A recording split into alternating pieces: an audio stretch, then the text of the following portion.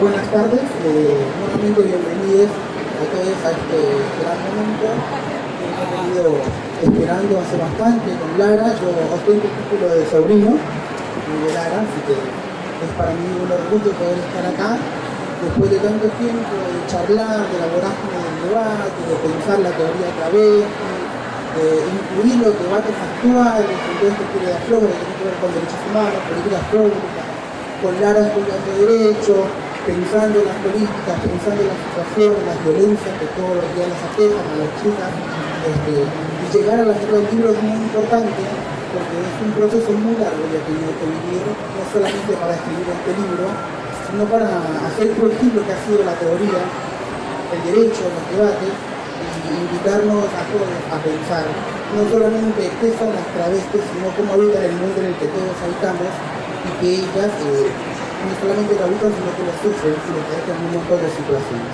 Muchas gracias, bienvenidos, bienvenidas a todos. En primer lugar, gracias Lara por convocarme a este conversatorio junto a estas panelistas.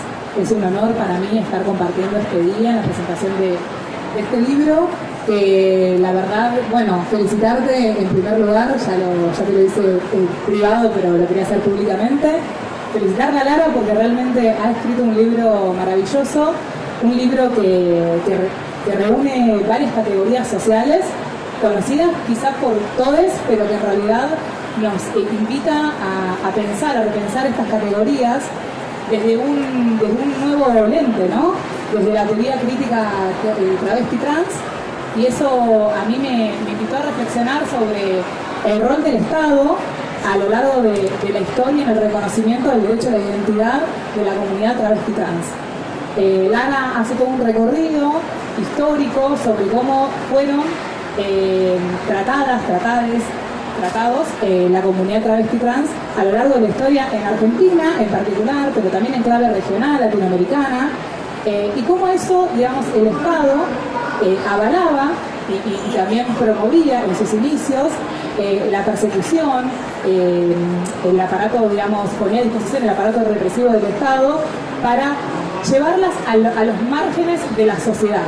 Entonces, digo, yo pensando desde ahí cómo el Estado también, el Estado en movimiento a través de las políticas públicas y del enfoque de las políticas públicas, cómo va cambiando paulatinamente en la sociedad y a través de, obviamente, de la lucha incansable de las compañeras de la comunidad travesti trans, el tratamiento que tiene el Estado hacia esta comunidad, ¿verdad? Dora Barrancos en su prólogo dice muy bien que este libro es un alarido de la furia travesti, que muy bien en su momento supo levantar la voz Luana, Diana, compañeras que ya no están, pero que afortunadamente hoy Lara y otras compañeras en la lucha siguen levantando esta bandera. Casualmente esta semana se cumplieron 10 años de la sanción de la ley 26.743, de la ley que reconoce el derecho a la identidad de género, y a mí, digamos, me invitó a pensar en estos 10 años qué hizo el Estado, qué hace el Estado para el ejercicio del reconocimiento de ese derecho, porque normativamente el Estado ha reconocido el derecho a la identidad de género autopercibida de las personas de la comunidad travesti trans y de toda aquella persona, digamos, que no se sienta representada en el sexo asignado al nacer. Pero bueno, digo, normativamente se ha reconocido, pero ¿cómo se ejercita ese derecho?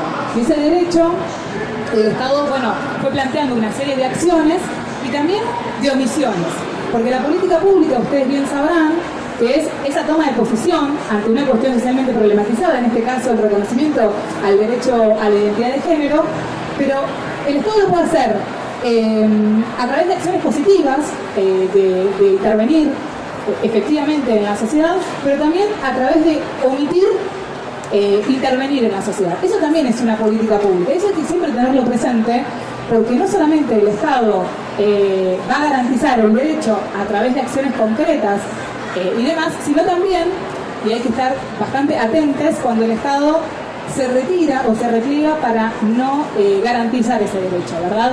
En estos 10 años se dieron un montón de políticas, acciones concretas que logran, obviamente, hacer que el ejercicio del derecho a la identidad de género se ejercite, pero no de manera plena.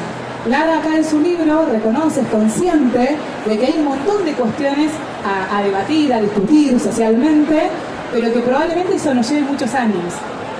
Pero sin embargo ella no se rinde ante eso y sigue levantando las banderas y sigue exigiendo, reclamando, discutiendo, debatiendo con cada compañero para el efectivo ejercicio del derecho al reconocimiento de su identidad, ¿sí?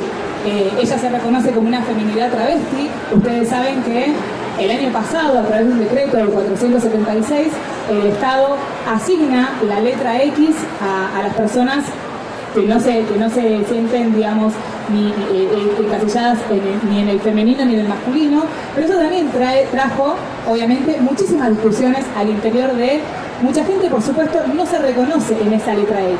Entonces, la discusión sigue y digamos, esta discusión sigue, por supuesto, no está saldada, pero yo creo que todas estas cuestiones nos permiten ver que hay un Estado que quizá paulatinamente, con un montón de discusiones a nivel político, social, cultural, hasta partidario, plantea la discusión. Por supuesto que esto no conforma a toda la comunidad travesti trans y nos invita a pensar, a seguir luchando, compartiendo su lucha y sus discusiones, pero al menos, digamos, vamos avanzando de lo que Lara nos mostraba en el siglo pasado, cómo era tratada la comunidad travesti trans y cómo hoy quizá empiezan, digamos, a tener mayor visibilidad. Esto no es un debate saldado, ni mucho menos, quizá me reitero en lo que digo, pero creo que es importante. Y es importante reclamárselo al Estado como actor social político de mayor relevancia, que quizá, a diferencia de otros actores sociales, tiene la capacidad transformadora de cambiar las realidades de cada uno, y de cada una y de cada uno, pero también nos invita, digamos, a exigírselas a otros actores sociales. Por ejemplo, yo voy a hablar de la Universidad Nacional de Avellaneda, en donde me encuentro hoy ejerciendo el cargo de directora de la carrera de abogacía. Y la Universidad Nacional de Avellaneda, ustedes bien saben, es una universidad joven, está cumpliendo sus jóvenes 12 años este año. Es una universidad considerada el bicentenario, una universidad del conurbano bonaerense, una universidad nacional popular del pueblo trabajador, que se construye día a día bajo una mirada feminista, bajo, digamos, al servicio de la justicia social, ¿sí? Respetuosa de los derechos humanos, en donde Lara es una excelente estudiante, no solamente una excelente estudiante, sino además es ayudante alumna de una materia como nociones del derecho civil, que eso también, digamos, es un dato, un rasgo distintivo, y yo hablando con ella me decía que hoy por hoy no hay en la actualidad ayudantes, alumnes de la comunidad travesti trans. Lara pudo romper la barrera de esa marginalidad a la que muchas veces es empujada la comunidad travesti trans, principalmente en sus casas, al inicio de una edad muy temprana, son excluidos de sus hogares. Eso repercute necesariamente en el desarrollo de las trayectorias educativas, laborales y demás. Lara pudo, hoy por hoy, sortear eso con muchísimo trabajo, con muchísimo esfuerzo, y además escribir este libro que nos invita a reflexionar muchísimo. Volviendo a la Universidad Nacional de Avellaneda, yo quiero hacer este comentario. Hoy la universidad cuenta con su primera decana mujer, una mujer joven, en el Departamento de Ciencias Sociales, como es Anabela Lucardi, quien está llegando en breve a esta charla. Y que Anabela es una persona que impulsa el debate político, el debate académico, en clave de perspectiva de género y diversidad. La Universidad Nacional de Avellaneda no solamente está preocupada e insiste constantemente en la promoción e inclusión de las personas de la comunidad travesti trans, sino que además trabaja para ello en la inclusión en su currícula y en su currícula con perspectiva de género y diversidad, pero también hoy por hoy, por ejemplo, en la sede Piñeiro, donde cursamos la carrera de abogacía, estamos asistiendo al desarrollo de una obra, porque afortunadamente cada vez tenemos más estudiantes que eligen estudiar en la Universidad Nacional de Avellaneda, e inicialmente hasta se plantea la perspectiva de género y diversidad. Por ejemplo, con la construcción de un lactario, por ejemplo, con la construcción de baños no binarios, y eso también es un rasgo distintivo de la Universidad Nacional de Avellaneda. Yo no me quiero extender mucho más porque realmente acá tengo compañeros y compañeras que probablemente también aporten su visión, que va a enriquecer este debate, en este conversatorio. Pero además la universidad está comprometida en la producción de conocimiento en esta clave. El año pasado empezamos a tener a nuestros primeras graduados de la carrera de abogacía, y la primera graduada de la carrera, Daniela Guerrera, hizo su tesis, su tema de tesis era el cupo laboral trans.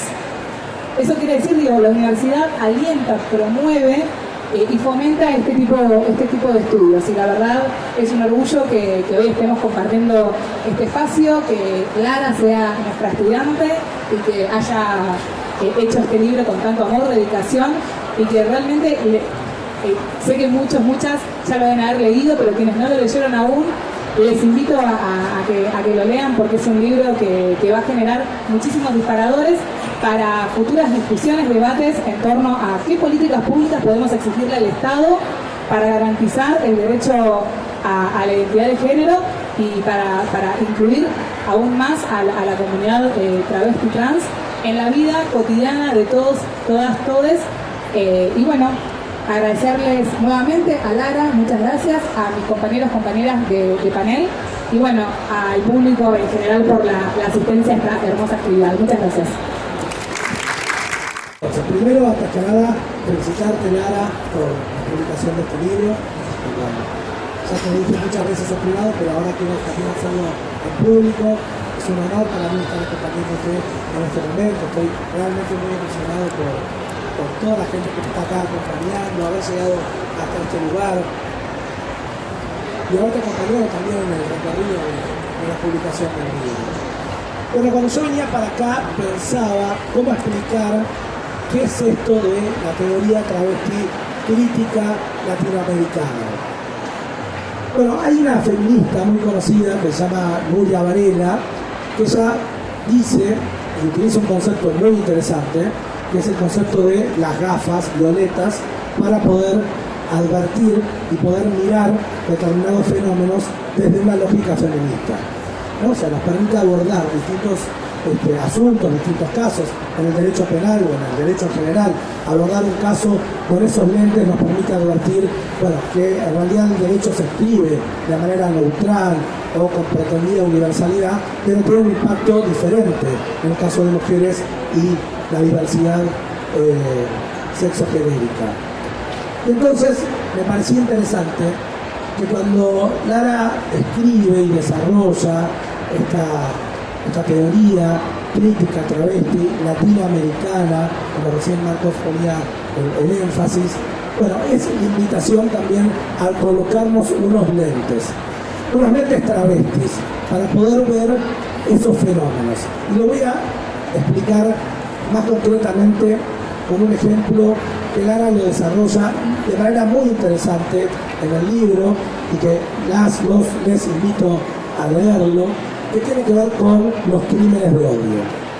Bueno, esa es una categoría que nosotros tenemos en nuestra legislación, en realidad desde 1968, que en realidad surge en los Estados Unidos como una categoría conceptual, primero para identificar los crímenes raciales y los crímenes por motivos religiosos, que luego a partir de los 80 empieza a ampliarse para identificar la violencia contra la comunidad LGTBIQ+, llega luego, se amplía normativamente en el 2009, en el gobierno de Barack Obama, a partir del homicidio, la muerte violenta de un chico americano que se llama Matthew Shepard, y luego llega a Latinoamérica. En Argentina, un poco como respuesta a lo que había pasado con un crimen violento en Chile, la muerte del joven Zamudio, unos años antes, un tiempito antes del 2012, que es cuando nosotros lo incorporamos a nuestra legislación. Bueno, en realidad esto en principio nos permite y nos enfrenta a reflexionar cómo fue que migramos de ser sujetos criminales para el ordenamiento jurídico a pasar a convertirnos en víctimas de crímenes, ¿no? Algo que en general no reflexionamos mucho sobre eso, pero que es bastante interesante hacerlo. Con Lara hemos discutido esto infinidad de veces, y en esas discusiones Lara muy astutamente una vez me dijo: mira, Javier, a mí el tema del concepto de crimen de odio me genera ruido. Bueno, encima Lara te escribe tipo 11, 12 de la noche con una pregunta así que vos decís, bueno, no sé, Lara, pará, pero tenemos que pensar, y te deja dando vuelta en la cabeza. Bueno, la cuestión es que lo hemos discutido mucho y la verdad que tiene razón. ¿Por qué? Porque es un concepto que en general es, digamos, es el árbol que no nos deja ver el bosque. O sea, los crímenes de odio nos permiten identificar las agresiones individuales, ¿no?, que distintas personas generan contra nuestra comunidad. Por supuesto que es celebrable que exista ese dispositivo penal para que se investiguen estos hechos, pero al que el dispositivo dependa del odio del agresor, me genera que yo tenga que probar exactamente, que yo tenga que probar la motivación. Es decir, que la pena no se habilita por quién es la víctima, sino por lo que piensa o siente el agresor. Esto nos ha generado a los penalistas infinidad de discusiones, tesis, artículos de doctrina, bueno, y discusiones en casos bien concretos. Lara, en las primeras hojas de su libro, recién estaba fijando para no equivocarme, en la hoja 25, empieza un desarrollo conceptual sumamente interesante, que ella dice, bueno, primero hace un recorrido histórico y nos identifica algo bien claro.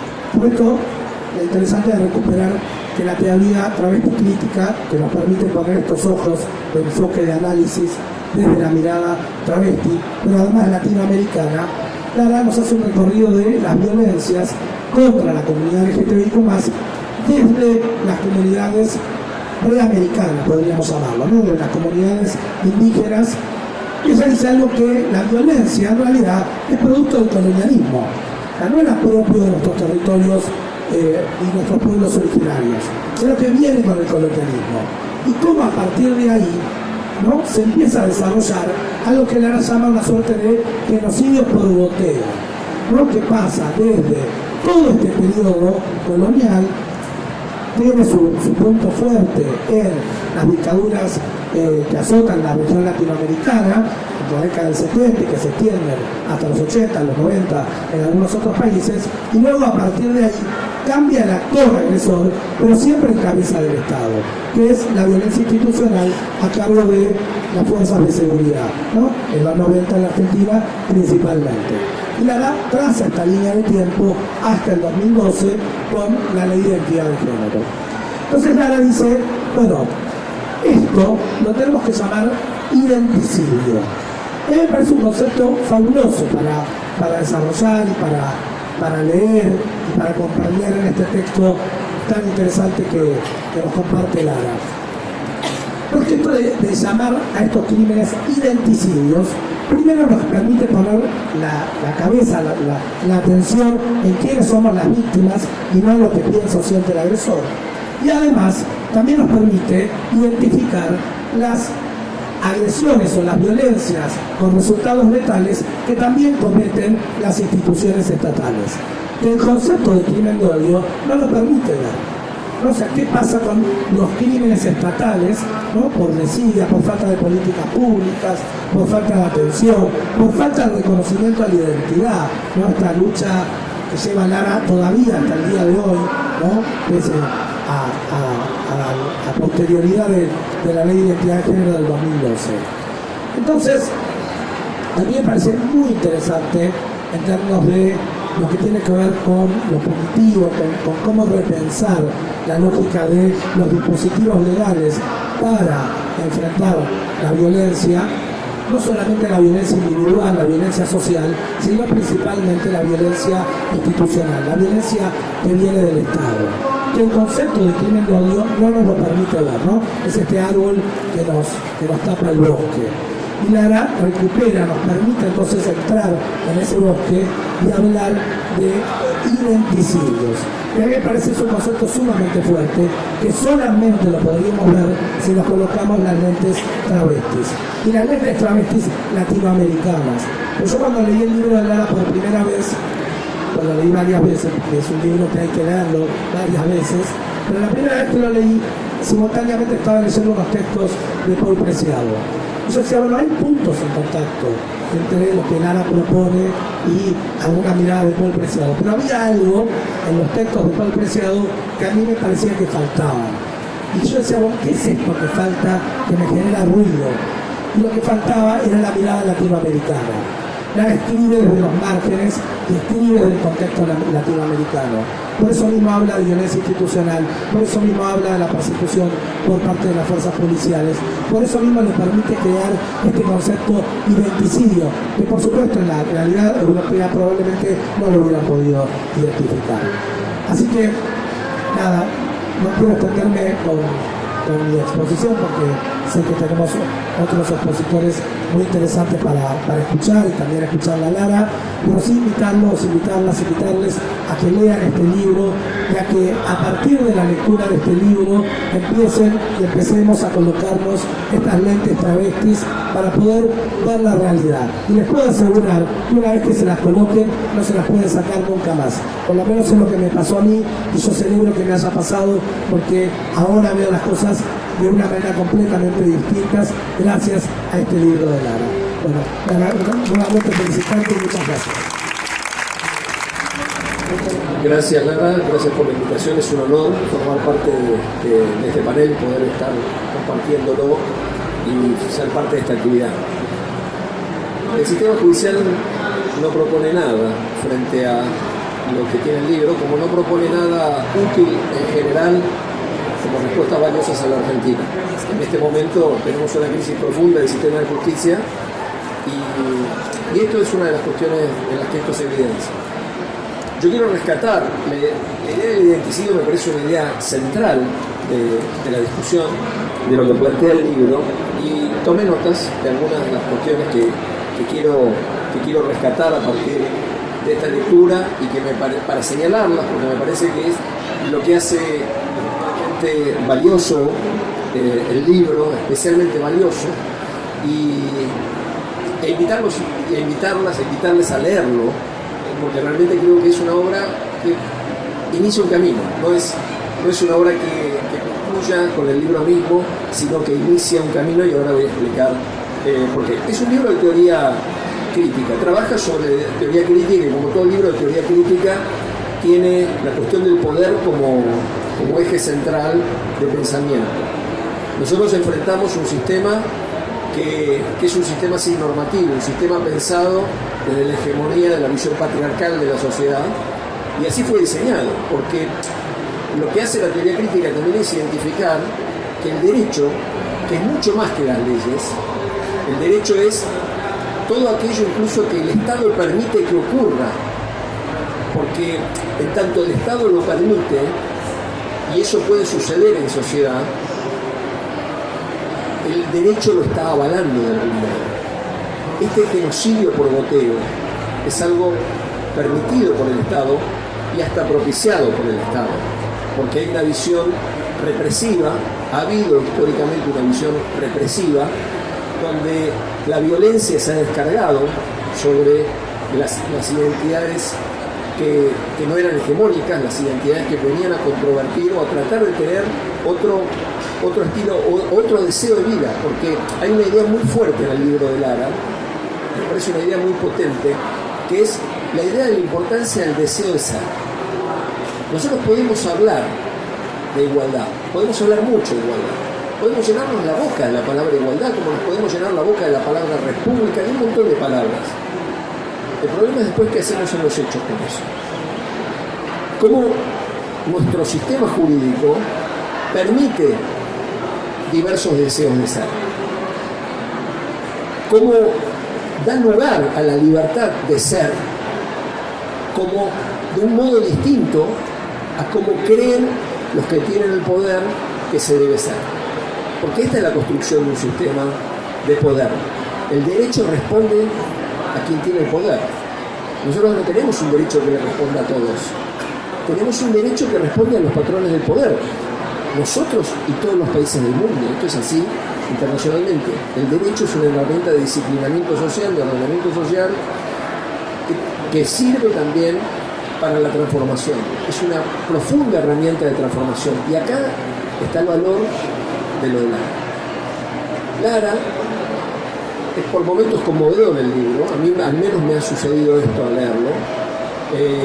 Ver el enorme valor personal de Lara, de cómo se repuso, porque hay que entender, y leyendo el libro esto se comprende muy bien, digamos, cómo las reglas del mercado, de la sociedad capitalista, determinan que hay sectores de la población que tienen que terminar ejerciendo la prostitución como forma de subsistencia. Y cómo Lara, a partir de su experiencia terrible de discriminación, de dolor, de ser víctima de crímenes de odio, no de odio, digamos, pero de ataques, de situaciones vejatorias, de tener que atravesar eso, Lara termina escribiendo un libro que es solo el comienzo de lo que Lara va a hacer en el futuro.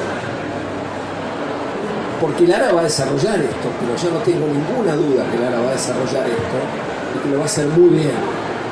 Y que vamos a tener, yo pensando en el judo, el oponente chiquito puede voltear al grandote, porque lo hace empleando la fuerza del adversario. Lara empezó una toma de judo. Lara empezó una toma de judo al sistema jurídico y al sistema de asignación de roles en la sociedad y a la discusión de lo que es la idea de igualdad y el principio de igualdad en la Argentina. Que no es simplemente decir que todos tienen igualdad de derechos, porque es en la calle donde se juega la real igualdad de derechos de las personas. Es en el acceso al trabajo, es en el acceso a la salud, a las posibilidades de vivienda. Todo lo demás es anata, Todo lo demás es anata. Nosotros podemos discutir muchísimo sobre derechos, llenarnos la boca, podemos hacer congresos. Todo eso puede ser sanata si nosotros no establecemos los medios concretos para respetar las identidades de todos los sujetos del país, cualquiera sea la identidad que quieran tener en su deseo de ser. Y este es el derecho que tenemos que construir. Construir una sociedad igualitaria, una sociedad democrática, es construir una sociedad que posibilite la igualdad de los distintos deseos de ser. En esto creo que tiene un rol fundamental la universidad. Creo que la Universidad de Avellaneda, yo también formo parte orgullosamente de la Universidad de Avellaneda, propone una visión de las cosas absolutamente distinta. También soy profesor de la UBA, En la UBA no se discute esto. Yo en la UBA doy clase frente a la Villa 31 y no se discute lo que ocurre en las villas. Y en Avellaneda discutimos las cuestiones y hay materias sobre derecho a la vivienda y se discute el acceso al derecho a la vivienda. Digo, plantear las discusiones desde la universidad es plantear la discusión de la realidad de lo que ocurre en la sociedad y ver cómo cambiarlo.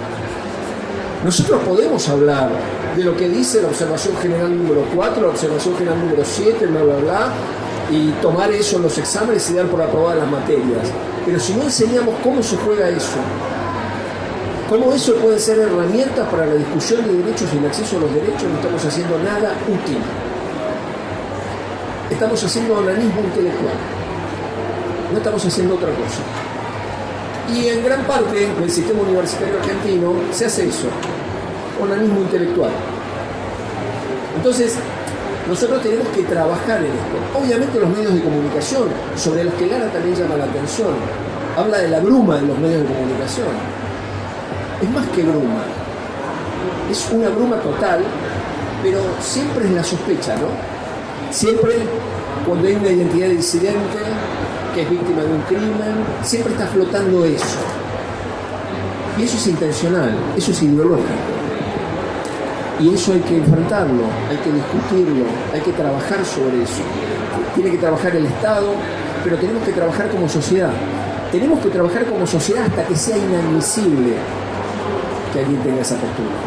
Y yendo a lo que me preguntabas vos, el sistema de justicia, salvo excepciones, porque hay jueces, por ejemplo Víctor Trofetti, que es un juez de la ciudad, ha dictado fallos que han tenido en cuenta y han valorado y han pretendido proteger las disidencias. No hay una visión, y en todo caso, cuando se aplica perspectiva de género, se lo hace de una mirada binaria. Es una mirada absolutamente binaria, no sale de lo binario, ¿sí? Que es esto de identificar un género masculino, un género femenino, qué sé yo, y eso es lo más progre y revolucionario que encontrás en el sistema de justicia argentino. Entonces, están estas limitaciones. El objetivo es tener una sociedad donde no importa cuál sea tu deseo de ser. En el acceso al trabajo, en el acceso a los cargos públicos, en el acceso a la magistratura, en todos los poderes del Estado, a la legislatura. Que no importe cuál sea tu deseo de ser, cuál sea la identidad con la que vos te identifiques, con lo que vos elijas vivir en tu vida. Y quiero cerrar con 3 frases de Lara, no mías. Página 91, yo también tomé las páginas. Página 91. Las personas travestis no tenemos vidas trágicas, nos hacen los terceros las vidas trágicas. Página 135. Las personas transgénero no somos peligrosas, estamos en peligro. Y página 34, que me encantó esta. Si el patriarcado cae, caerá vencido por los feminismos, pero con las zancadillas del movimiento travesti y transgénero argentino. Gracias. Bueno, antes que nada yo quiero agradecer la invitación de Lara, porque para mí es un placer presentar un libro que considero extraordinario, porque ha sido escrito por una persona extraordinaria, que es Lara Bertolini. Y como soy abogada, los abogados siempre tenemos que dar razón de nuestros dichos, así que voy a, porque no lo digo solo desde el afecto, sino lo digo desde distintas miradas. He encontrado en el libro de Lara un lenguaje y una escritura que realmente conmueve, que es provocador, directo, brutal, pero que también sabe ser tan sofisticado, sabe ser elegante, sabe ser tan encantador. Y ahora de repente nos dispara verdades a quemarropa. Desde mis inicios, dice, en la conformación de mi identidad autopercibida, vi y sentí cómo el mundo vomitaba mi ser, expulsándolo de todos los estratos sociales, incluso de aquellos apátridos sociales.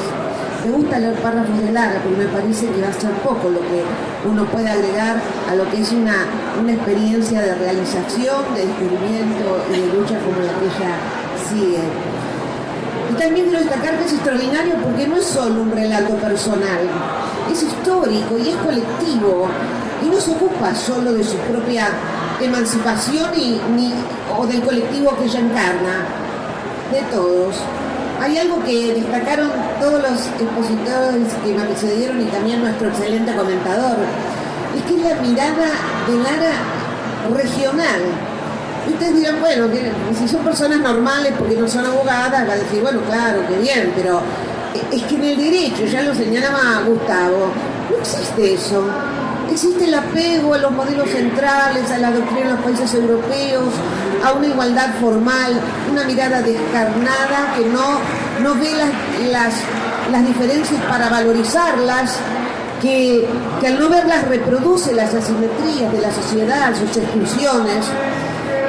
Lara no necesitó cursos para aprender que eso no es así y poder exponerlo en toda su teoría crítica, aunque está por ser abogada y va a ser una excelente abogada, porque además ya es docente de grado y de posgrado, y va a ser una excelente abogada, porque ella en la escuela de su vida ya encontró todas esas mentiras del derecho, algo que a mí me llevó años, desaprender todo lo que me habían enseñado.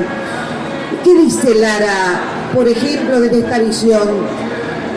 A cada rato, Lara te interrumpe con esas reflexiones, viste, que te dejan, bueno, como dice Javier, hay que leerlo 4 o 5 veces, hay que leerlo de ratos, hay que debatirlo entre amigos. Lara de repente te dice, se han exterminado identidades transgénero en Abya Yala cuando las invasiones de las coronas europeas llegaron a Indoamérica. Y ahí te deja Lara con su lenguaje, que no se compra nada de lo que viene dado. Pues nosotros nos inflamos el pecho hablando de Latinoamérica. No, perdón, Latinoamérica es peor porque es como América, Latinoamérica el patio trasero. América Latina, ¿no? Decimos. Y de repente ya te hace pensar, ¿desde cuándo América Latina? Después de la colonia. Entonces es un lenguaje colonizado, un lenguaje que niega la identidad de este continente. Lara, eso lo ve sin que nadie se lo explique.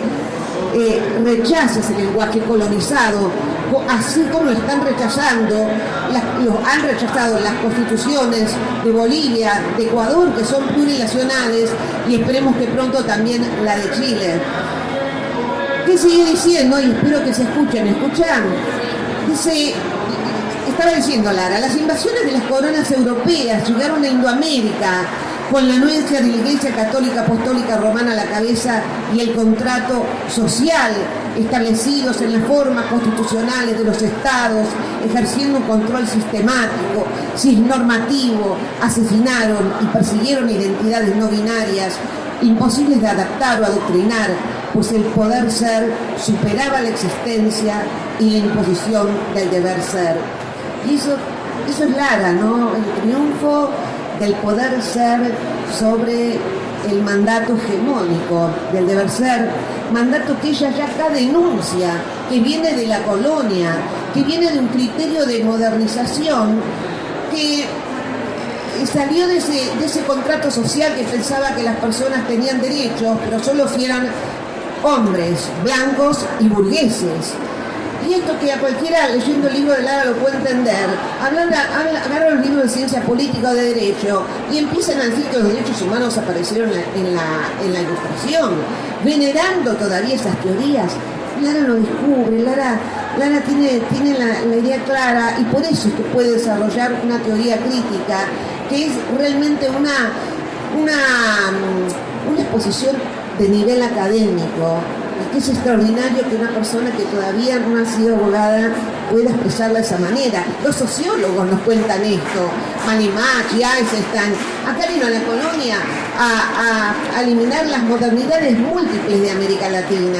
¿Y cuáles eran las modernidades múltiples? Las otras formas de ser moderno, que no son los europeos, con otros criterios de diversidad sexual, de comunidades indígenas, de tierras campesinos, de todo eso que revitalizan nuestros movimientos populares con sus luchas, sus propias culturas, sus propios anhelos que la modernidad niega. Lara también nos habla del derecho soberano de la defensa identitaria de cada partícipe de la sociedad, aunado en los grupos sociales que construyen el nuevo concepto de Estado-Nación soberana. Nuestro querido y admirado Raúl Zaffaroni no lo diría mejor que ella. Tiene que haber otras constituciones, dice Lara, porque esto va en contra de estas constituciones liberales que tenemos, va en contra de una sociedad que abraza cada integrante o partícipe de su identidad individual. Porque en el libro de Lara hay crítica, hay descubrimiento, hay mucho amor también. Esto es lo que impregna también la literatura de Lara. Las citas del libro, quiero decir, porque digo que es extraordinario, nunca son gratuitas. Esto no puedo dejar de decirlo. Hay gente que escribe libros y llena de citas un poco para completar, otro poco para hermosear lo que no es hermoso. No. Lara, si cita a alguien, lo resignifica y elige las mejores metáforas. La opacidad del derecho de que habla Carlos María Cárcova, la experiencia travesti como gerundio humano, expresión utilizada por Marlene Bayar, que ella enriquece el camino de la transición no estática, siendo, no estableciéndose, un transcurrir. hay poesía en la prosa de Lara. Y los invito a leer algo que muchos organismos no han desarrollado, ¿no? Porque, bueno, los obligaron con un decreto a establecer un cupo trans. Y si ustedes piensan que se trata solamente de dar ingreso a personas trans en una oficina burocrática y ya, los que piensan así están equivocados, porque es justamente dejar a esas personas enfrentarse con esa misma sociedad atrasada culturalmente, que todavía no supo abrir su mente, las va a medir con criterios de eficiencia capitalista y con una mirada estereotipada. Ella dice, hay que reglamentar esta política. ¿Y de qué habla? Como una jurista de la prevención del abandono de puestos laborales de las personas trans ante el cambio radical de ámbito laboral y social. Lara, desde su lugar, lo plantea. Crear ámbitos de consulta, contención, asesoramiento y seguimiento durante su inclusión trans a fin de poder ayudar a solucionar y reforzar su desempeño laboral, garantizar la capacitación pertinente de las tareas del ámbito laboral para que puedan avanzar según sus desarrollos propios y desempeño, erradicar la violencia intralaboral. Y tengo tantas citas de Lara que ya hablaron tantos que no las voy a poder leer, ¿no?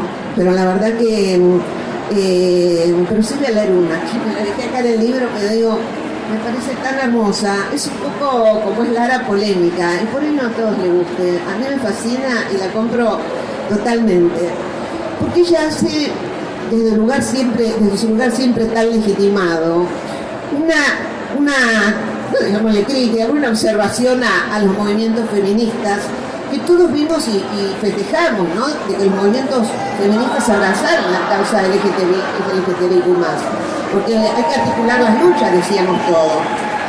Pero ¿qué dice Lara? Lara señala que parte de esas estrategias y parte de esas luchas feministas van en detrimento de la visibilización del asesinato y el exterminio continuo y sistematizado de la población trans latinoamericana. Y dice, esta frase me parece de María Negroni, no sé si la leyeron alguna vez, extraordinaria. Mientras se festejan protocolos eficaces en sus formas de prevención binaria, los cuales también festejo, dice Lara, la débil letra normativa, nombrando la diversidad como menú del día en la letra de tiza mojada escrita con urgencia, nos deja muchas veces afuera sin la impronta de ser nosotres parte, dado que es mayor el temor y la preocupación académica de que las no tituladas vengamos a interpelar sus saberes de academia de guante de sanidad binaria, poniendo en peligro su veracidad diplomada. Eso me hizo acordar otra situación también polémica sobre lo que se puede pensar distinto, ¿no? Es que cuando este gobierno había incorporado un programa de registración y de sostén y de derechos para los trabajadores informales, había incluido entre trabajadores a las trabajadoras sexuales. Y los feminismos salieron a denunciar el abuso del cuerpo hecho objeto del comercio, que no puede ser de ninguna manera.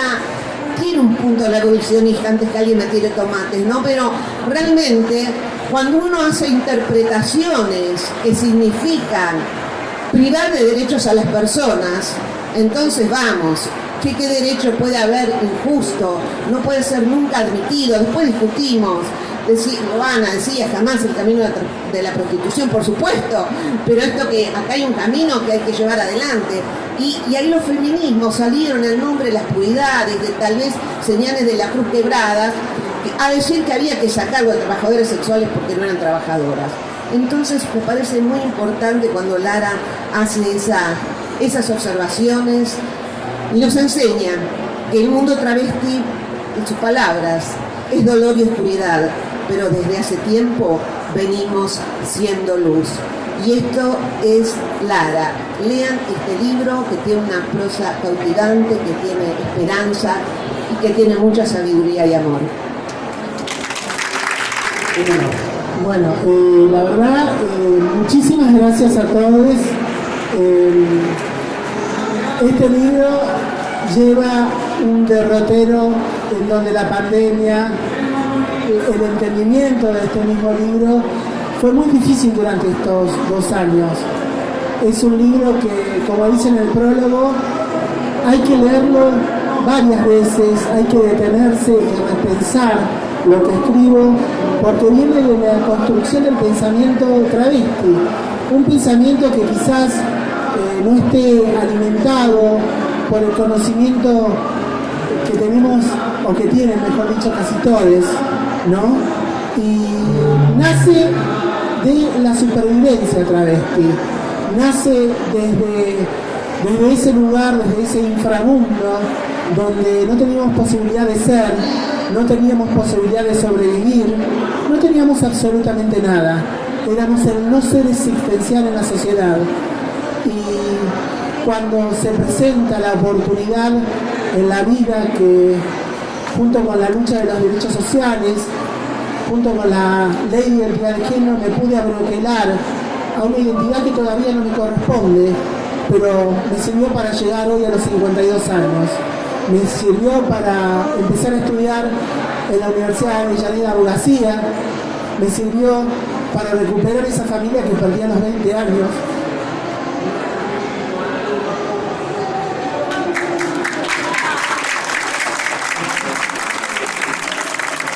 Y hoy la tengo en la universidad. Tengo a mis compañeros que me han apoyado en todo momento. Tuve también violencia dentro de la universidad y que tuve que judicializar, y que ahí me han acompañado muchas de las personas que están acá, inclusive Alejandro y Javier, y seguí adelante.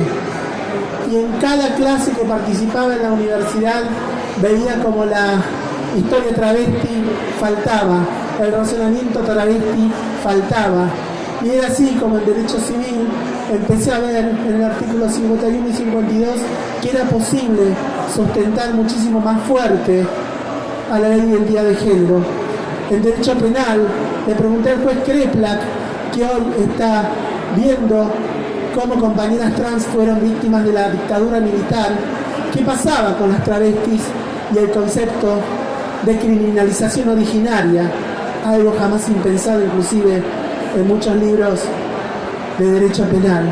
Empecé a pensar la cuestión de la política pública junto con la doctora Milagros Reyes, en donde, leyendo textos, empecé a pensar que hay que cambiar la forma legislativa de pensar y crear legislación, empezar a tomar la voz travesti, transgénero, transexual y de las multiplicidades identitarias para empezar a crear una política pública que vaya directamente a cada partícipe social, a cada grupo social, que solo hoy no es el género. Hoy hablamos de la identidad como parte de la construcción social de esta soberana Argentina, de esta Argentina travesti que se va multiplicando en sus identidades, desde las identidades marronas, desde las identidades originarias, de las identidades villeras a las cuales tanto respeto porque fueron parte de mi vida, todas las personas que me han acompañado en esto, y principalmente veo cómo desde el no saber entré a una universidad, como decía Loana, y es un latiguillo muy usado pero real, no solo le cambiamos la vida a la universidad, le cambiamos la vida a la sociedad. Y hoy realmente estar acá presentando un libro en donde tenemos compañeras trans que escriben libros maravillosos como Camila Sosa Villada, Marlene Guayar, Susi Shock. Una se paró frente a la justicia, una se paró frente a las ciencias sociales, una se paró frente a la teoría crítica del derecho y habla y piensa desde la voz y la creación travesti. Solamente les quiero decir muchísimas gracias. Hoy es uno de los días más importantes de mi vida porque pude lograr algo que muy pocas compañeras pueden lograr, y es trascender justamente nada más y nada menos sobre el libro. Muchísimas gracias a todos, gracias por el apoyo y gracias a la Universidad de Avellaneda porque es mi nueva familia. Gracias.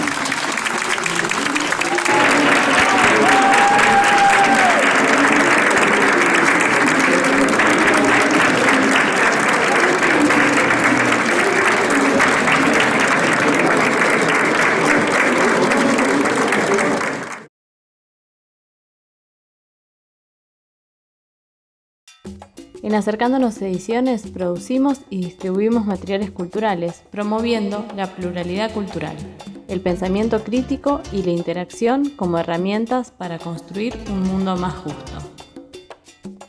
Te invitamos a recorrer nuestros espacios en las redes y así conocernos un poco más. Sumate y participa de las actividades.